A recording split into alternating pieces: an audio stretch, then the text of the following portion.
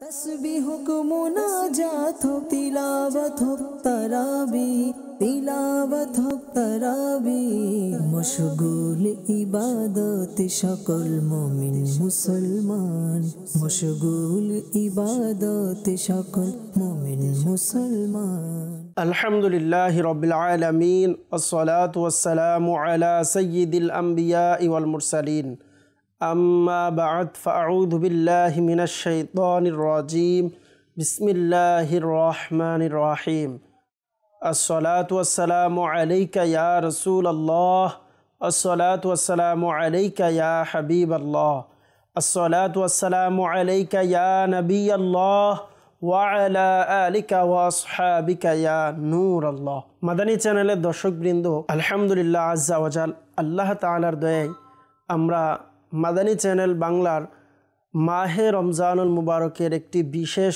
অনুষ্ঠান দর্সে তারাবি নিয়ে আরও একবার আপনাদের নিকট উপস্থিত হয়েছি। এই মুহূর্তে যে যেখান থেকে আমাদেরকে দেখছেন, আমাদের সাথে রয়েছেন, সকলকে জানাই এই অনুষ্ঠানের পক্ষ থেকে আন্তরিক শুভেচ্ছা ও অভিনন্দন। দর্শকবৃন্দ, আলহামদুলিল্লাহ আল্লাহ তাআলার দয়ায় আমরা প্রতিদিনের ন্যায় আজকেও একটি পারা আমরা সিলেক্ট করেছি, 28তম পারা। গত পর্বে 27তম পারা আলহামদুলিল্লাহ তরজমা, ব্যাখ্যা, কিছু গুরুত্বপূর্ণ পয়েন্ট শোনার সৌভাগ্য অর্জন হয়েছে। আজকেও এর ধারাবাহিকতায় ইনশাআল্লাহ আজ্জা ওয়াজাল আমরা 28তম পারাতে কিছু তরজমা, কিছু গুরুত্বপূর্ণ মাসআলা মাসাইল আমরা শোনার সৌভাগ্য অর্জন করব ইনশাআল্লাহ আজ্জা ওয়াজাল। দুরূদে পাকের অসংখ্য অগণিত ফজিলত এবং বরকত হাদিসে মুবারকায় রয়েছে। আল্লাহর রসুল মা আমিনার বাগানের সুবাসিত ফুল, সর্বশেষ নবী করিম সাল্লাল্লাহু তাআলা আলাইহি ওয়াসাল্লাম ইরশাদ করেছেন, যে ব্যক্তি দৈনিক আমার উপর 50 বার দুরূদ শরীফ পাঠ করবে, আমি তার সাথে মুসাফাহ করব। সুবহানাল্লাহ। আসুন আমরা নিয়ত করি ইনশাআল্লাহ আজ্জা ওয়াজাল আমরা কমপক্ষে 50 বার হলেও দুরূদ শরীফ পাঠ করার চেষ্টা করব দৈনিক, নিয়মিত। মনে রাখবেন, দৃঢ়তার সাথে যদি আমরা আমল করি এবং নিয়মিত যদি আমল করি, ইনশাআল্লাহ আজ্জা ওয়াজাল এর বরকত আমরা দুনিয়াতেও দেখতে পাবো, আখিরাতেও ইনশাআল্লাহ আজ্জা ওয়াজাল এর বরকত আমরা স্বচক্ষে দেখব ইনশাআল্লাহ। সল্লু আলাল হাবিব সাল্লাল্লাহু তাআলা আলা মুহাম্মদ সাল্লাল্লাহু তাআলা আলাইহি ওয়াসাল্লাম। আজকে আমরা 28তম পারা সূরা শ্রবণ করব। শুরু থেকে সূরাতুল মুজাদালা 28তম পারা আরম্ভ হয়েছে। আর মুজাদালা মানে হচ্ছে ঝগড়াকারী মহিলা। যে ব্যক্তি বা যে মহিলা বারবার একটা কথা রিপিট করে বা কারো মোকাবেলায় কথা বলে, আরবিতে বলা হয় মুজাদালা। আসুন এই সূরার শুরুতে মহান আল্লাহ পাক রব্বুল আলামিন একজন মহিলা সাহাবিয়া হযরত খাউলা রাদিয়াল্লাহু তাআলা আনহা আল্লাহর রসুল সাল্লাল্লাহু তাআলা আলাইহি ওয়াসাল্লামের দরবারে একটি মাসআলা নিয়ে বারবার প্রশ্ন করেছিলেন। আর এটিকেই আল্লাহ তাআলা এই কোরআনে পাকের 28তম পারা শুরুতেই আল্লাহ পাক রব্বুল আলামিন উল্লেখ করেছেন। আর এর নাম অনুসারেই আল্লাহ পাক রব্বুল আলামিন 28তম পারা যে সূরাতে যে ঘটনা উল্লেখ করেছেন, এর দিকে নিসবত রেখেই নাম রাখা হয়েছে মুজাদালা। আসুন আমরা তরজমা শ্রবণ করার আগে একটি ঘটনা শ্রবণ করি, তাহলে আমরা সহজভাবে বুঝতে পারবো যে মূলত এই আয়াতে মুবারকায় কি বোঝাতে চেয়েছেন। হযরত আউস বিন সামিত রাদিয়াল্লাহু তাআলা আনহু কোনো এক কথার মধ্যে নিজের স্ত্রীকে, অর্থাৎ হযরত খাউলা বিনতে সালেবা রাদিয়াল্লাহু তাআলা আনহাকে বললেন, তোমার পিঠ আমার মায়ের পিঠের মতো, অথবা তোমার কোমর আমার মায়ের কোমরের মতন, এমন একটি কথা বললেন, যেটার দ্বারা আমরা যদি দেখি জিহার এর মাসআলা বলা হয়। মাদানী চ্যানেলের দর্শকবৃন্দ, খুবই গুরুত্বপূর্ণ একটি মাসআলা আমরা যদি মনোযোগ দিয়ে শ্রবণ করি। জিহার, শরীয়তের ভাষায় জিহার কাকে বলে আমরা যদি দেখি, জিহার এর সরল ভাষায় যদি আমরা জানতে চাই, জিহার বলা হয় স্বামী তার স্ত্রীকে, যেমন একটি তালাক, স্বামী তার স্ত্রীকে তালাক দেয়, তালাকের মাধ্যমে স্ত্রী তার উপরে হারাম হয়ে যায়। একজন পুরুষ একজন নারী যখন একে অপরের সাথে বিবাহ বন্ধনে আবদ্ধ হওয়ার পর এমন কিছু কাজ আছে যেটার কারণে তালাক ছাড়াও স্ত্রী স্বামীর উপরে হারাম হয়ে যেতে পারে। তাহলে বোঝা যাচ্ছে যে এই মাসআলাটা কত গুরুত্বপূর্ণ। যারা স্ক্রিনে দেখছেন, হতে পারে অনেকে আজকে হয়তো অনেকে প্রথমও শুনবেন, এটাকে বলা হয় জিহার। জিহার মানে কি?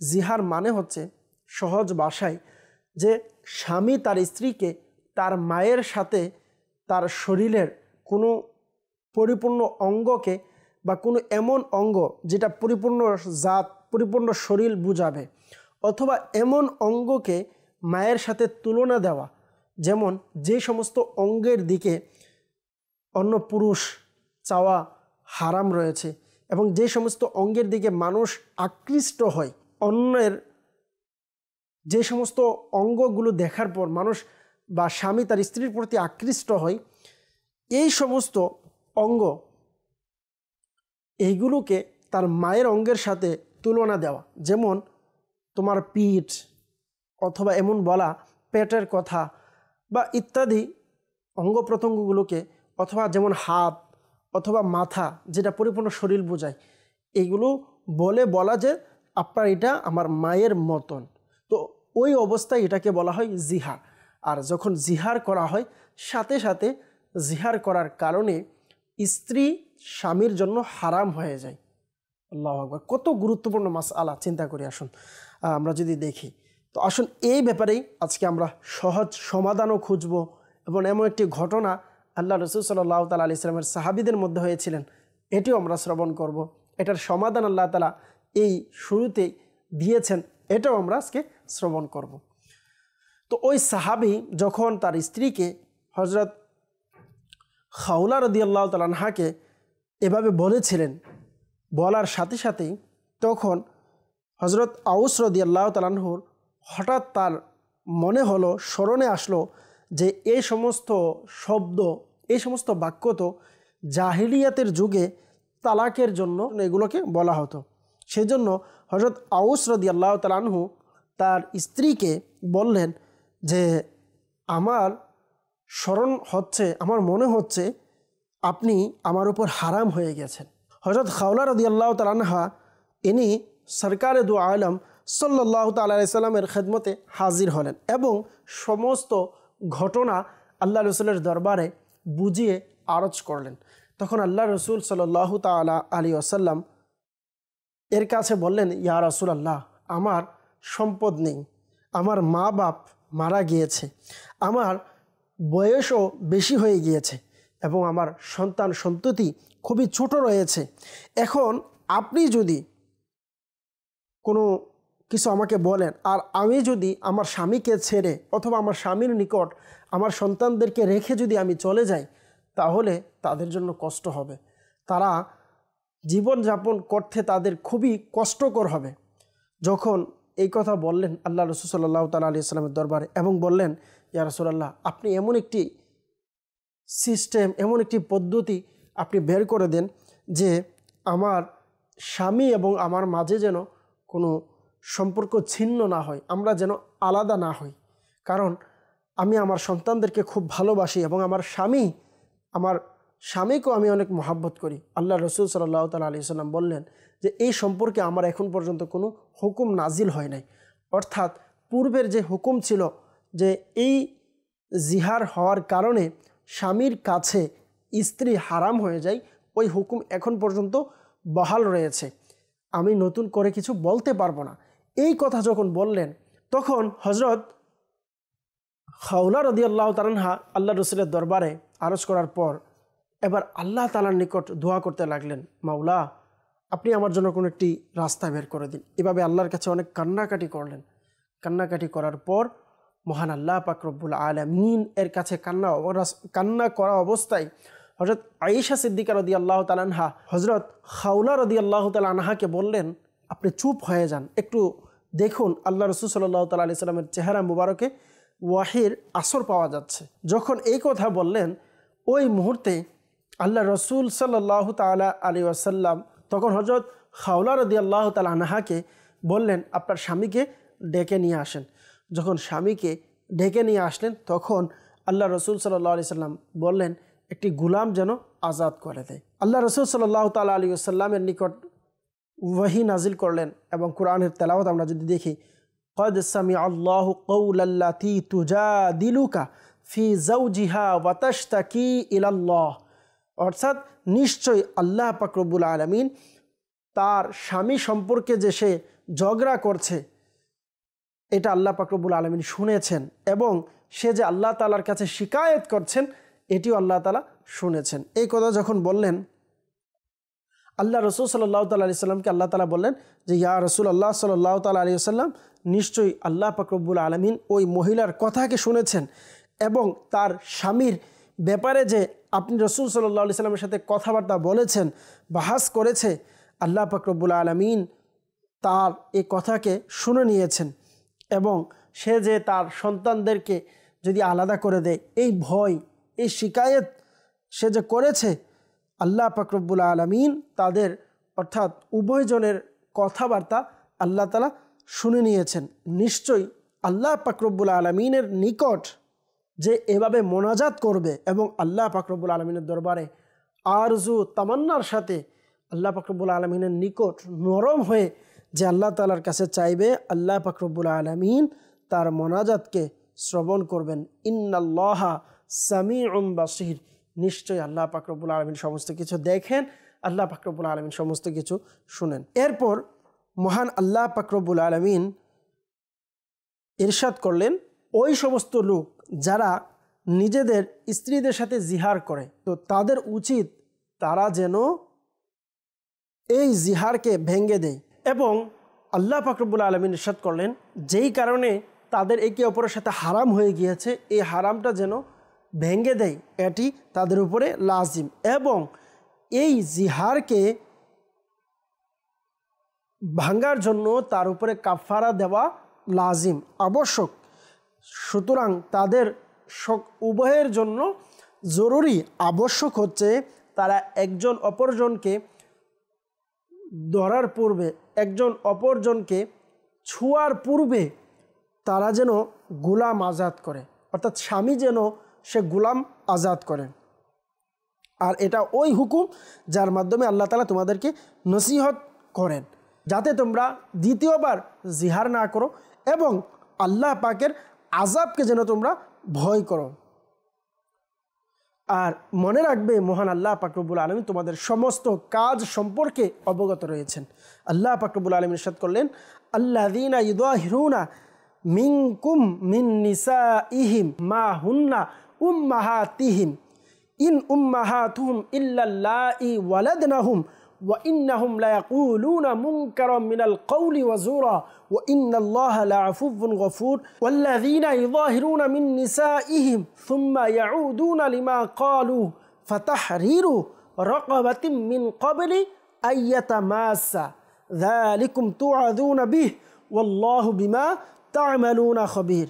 এরপর মহান আল্লাহ পাক রব্বুল আলামিন হুকুম বললেন, যদি একজন আরেকজনকে ছোঁয়ার পূর্বে গোলাম আজাদ করে তাহলে তার জন্য সেই মহিলা, তার স্ত্রী তার জন্য হালাল হবে। আচ্ছা, যদি কারো নিকট গোলাম না থাকে অথবা গোলাম আজাদ করার কোনো পদ্ধতি নেই, যেমন আমাদের জমানায় এখনও যদি কেউ জিহার করে তাহলে তাকেও এভাবে কাফারা দিতে হবে।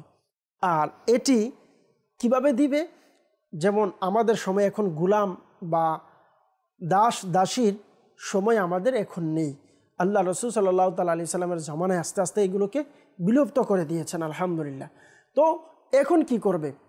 অথবা যাদের কাছে গোলাম নাই অথবা এমন কোনো সূরত নেই যার মাধ্যমে সে গোলাম আজাদ করতে পারবে, তখন আল্লাহ পাক রব্বুল আলামিন বললেন, ফামাল্লাম ইয়াজিদ ফাসিয়ামু শাহরাইনি মুতাতাবিআইনি মিন ক্বাবলি আন ইয়াতামাসা। অর্থাৎ আল্লাহ পাক রব্বুল আলামিন বললেন, এটা যদি কেউ না পারে তাহলে সে যেন 2 মাস একটানা রোজা রাখে এবং মুতাতাবিআইন একাধারে রাখতে হবে, মাঝখানে যেন কোনো বাদ না পড়ে। একটানা 60 দিন অর্থাৎ 2 মাস তাকে রোজা রাখতে হবে। মিন ক্বাবলি আইয়াতামাসা, সে তার স্ত্রীকে ছোঁয়ার পূর্বেই এই কাজটি করতে হবে। এরপর যদি সে না পারে তখন আল্লাহ পাক রব্বুল আলামিন বলেন ফামাল্লাম ইয়াস্তাতি' ফাইতআমু 60 মিসকিনা, অর্থাৎ যদি সে এও না পারে তাহলে কমপক্ষে সে 60 জন মিসকিনকে খাবার খাওয়াবে।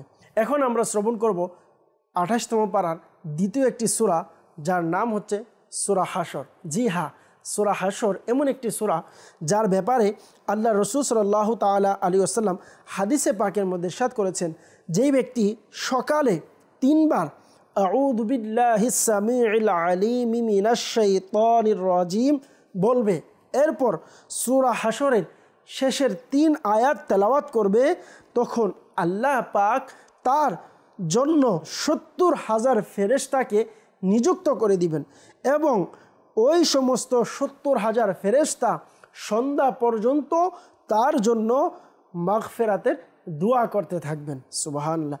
এবং সে যদি ওই দিন ইন্তিকাল করে, সে যদি ওই দিন মারা যায়, কিতাবের মধ্যে রয়েছে যে ওই ব্যক্তিকে আল্লাহ তাআলা শহীদদের মর্যাদা দান করবেন। সুবহানাল্লাহ।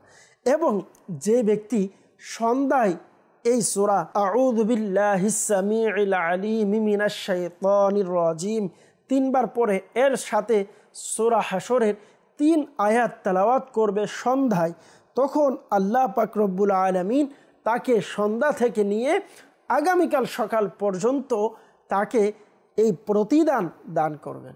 সুবহানাল্লাহ। আল্লাহ পাক রব্বুল আলামিন আমাদেরকে সকাল সন্ধ্যায় সূরা হাশরের তেলাওয়াত করার তৌফিক দান করুক। এই সূরার শুরুতেই মহান আল্লাহ পাক রব্বুল আলামিন ইনসান, চতুষ্পদ জন্তু, হাইওয়ান এবং গাছপালা, নাবাতাত, জামাদাত যা কিছু আছেন সমস্ত কিছু আল্লাহ পাকের পাকই বয়ান করেন এবং আল্লাহ পাকের কুদরত এবং ওয়াহদানিয়তের উপর গাওয়াহি দেওয়ার জন্য এবং আল্লাহ পাক রব্বুল আলামিনের আজমত বুলন্দ করার জন্য আল্লাহ পাক রব্বুল আলামিন বললেন এইগুলোকে আল্লাহ সৃষ্টি করেছেন। অর্থাৎ এই দুনিয়ার মাধ্যমেই মহান আল্লাহ পাক রব্বুল আলামিনের শান আজমত আরও বুলন্দ হয় যখন আমরা দুনিয়ার দিকে আমরা একটু খেয়াল করি। এত সুন্দর দুনিয়া, এত সুন্দর নিজাম, এই সমস্ত কিছুর দিকে যখন আমরা শ্রবণ করি বা এই সমস্ত জিনিস যখন আমরা নিজের চোখে দেখি তখন আমরা বুঝতে পারি। মহান আল্লাহ পাক রব্বুল আলামিন এরপর কুরআনুল কারীমের আজমত এবং শান আল্লাহ তাআলা বয়ান করলেন যে কুরআনুল কারীম এটি হচ্ছে এমন একটি কিতাব, এই কিতাব যদি কোনো পাহাড়ের উপর রাখা হতো তখন ওই পাহাড় থরথর থরথর করে কেঁপে রেজা রেজা একদম ছিন্ন বিচ্ছিন্ন হয়ে যেত। মহান আল্লাহ পাক রব্বুল আলামিন বললেন, আর পাহাড় ছিন্ন বিচ্ছিন্ন হয়ে যাওয়ার কারণ কি? আল্লাহ পাক রব্বুল আলামিনের ভয়ের কারণে।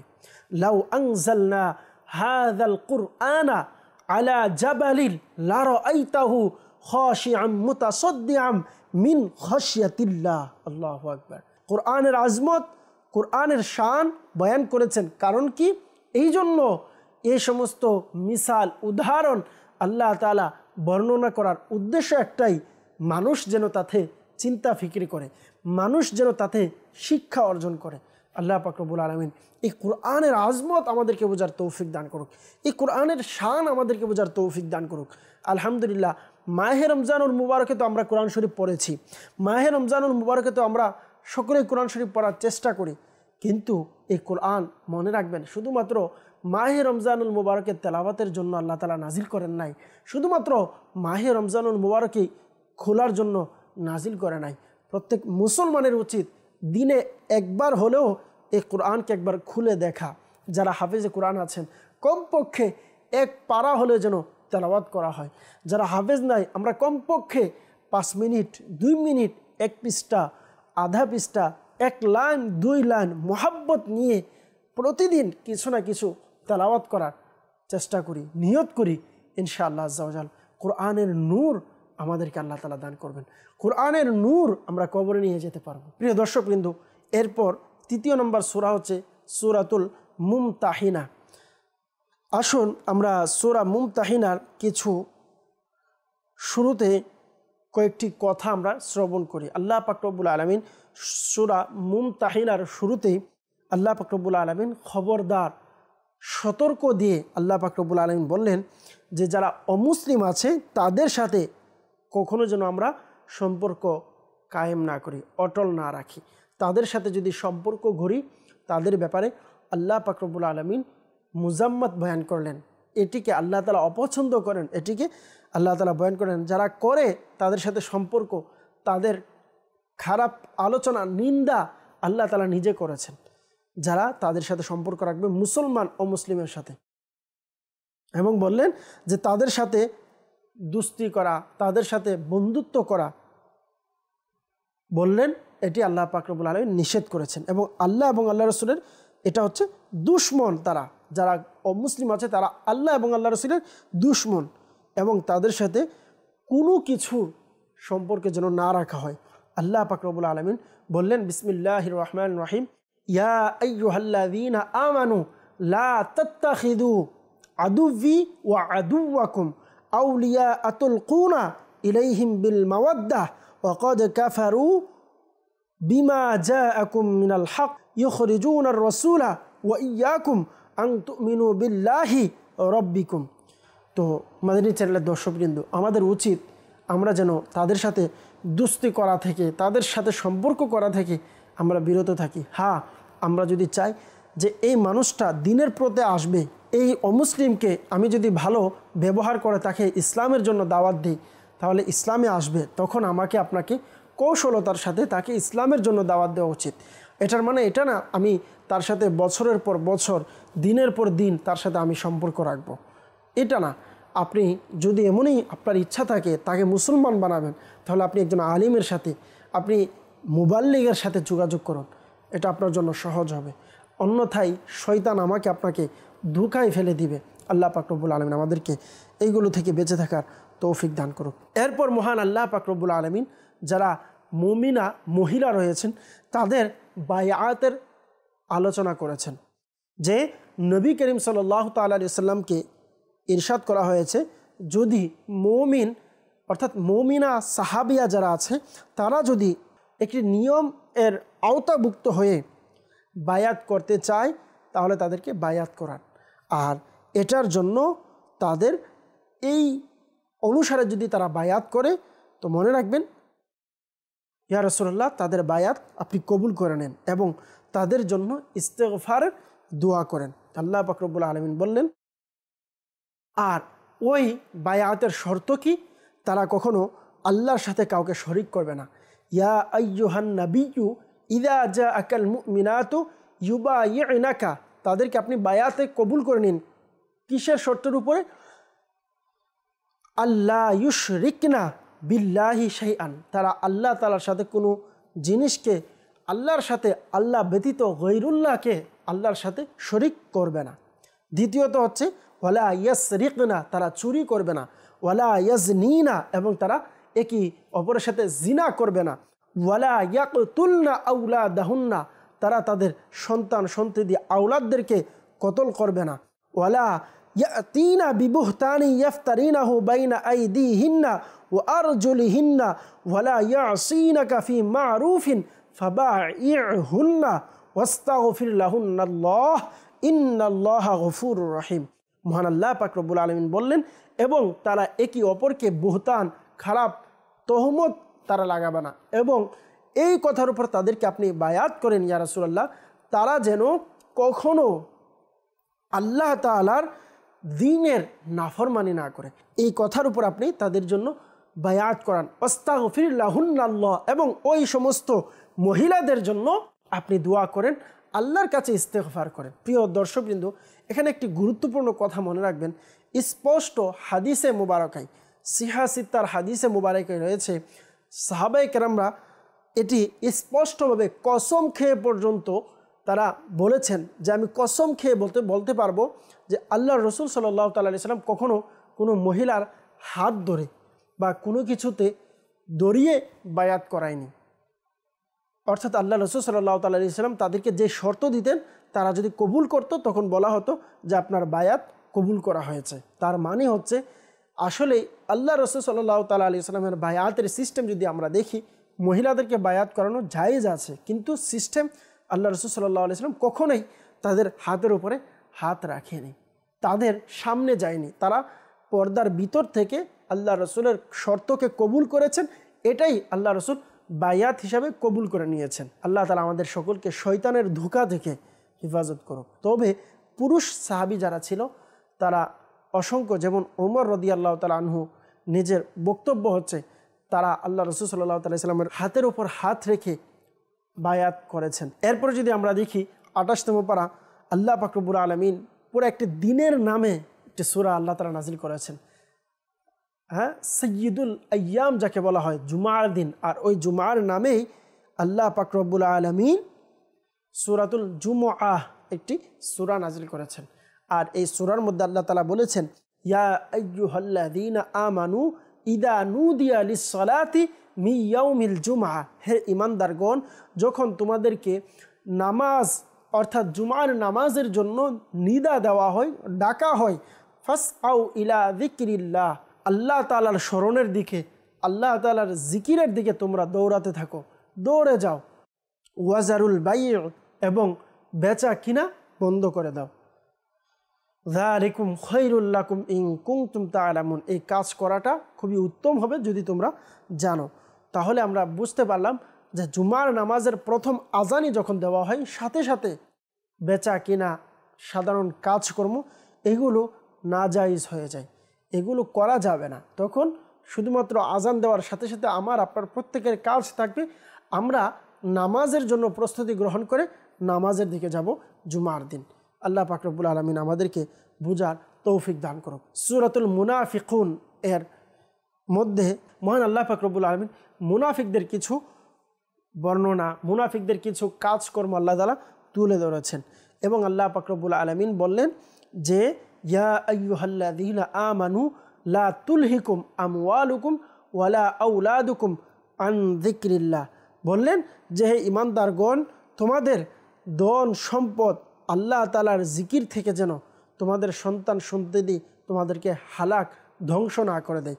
অর্থাৎ আল্লাহ পাক রব্বুল আলামিন মুনাফিকদের কথা, তাদের দোষ, এগুলো ত্রুটিগুলো বয়ান করে বর্ণনা করে মহান আল্লাহ পাক রব্বুল আলামিন যারা ঈমানদার তাদেরকে বললেন এগুলো হচ্ছে একজন মুনাফিকের আলামত, এগুলো হচ্ছে মুনাফিকরা এগুলো করবে, এ সমস্ত কাজ করবে, তাদেরকে দুনিয়ার মায়া মোহাব্বত তাদেরকে ধ্বংস করে দিবে।